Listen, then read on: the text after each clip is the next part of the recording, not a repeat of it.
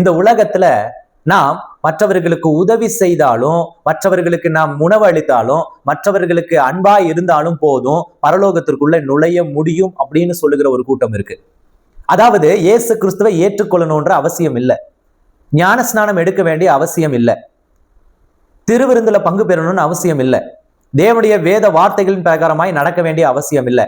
மற்றவனுக்கு உணவளிச்சு மற்றவனுக்கு தான தர்மங்கள் செஞ்சாலே போதும் நாம கடவுள் இடத்துல போயிடலாம் அப்படின்னு சொல்லுகிற ஒரு கூட்டம் இருக்கு.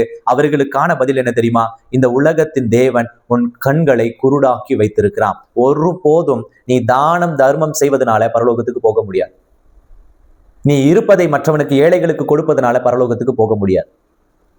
உன்னிடத்தில் இருக்கிறத அத்தனையுமே மற்றவனுக்கு எழுதி வைக்கிறதுனால பரலோகத்துக்கு போக முடியாது. அப்படின்னா இந்த பரலோகம் என்பது நீ உன்னிடத்தில் இருக்கிறதை கொடுப்பதனால போய்விட முடியுமான முடியாது. ஏன்னா உன்னிடத்தில் இருப்பது தேவனால் உருவாக்கப்பட்டது, படைக்கப்பட்டது. அப்போ உனக்கு அது சொந்தம் கிடையாது.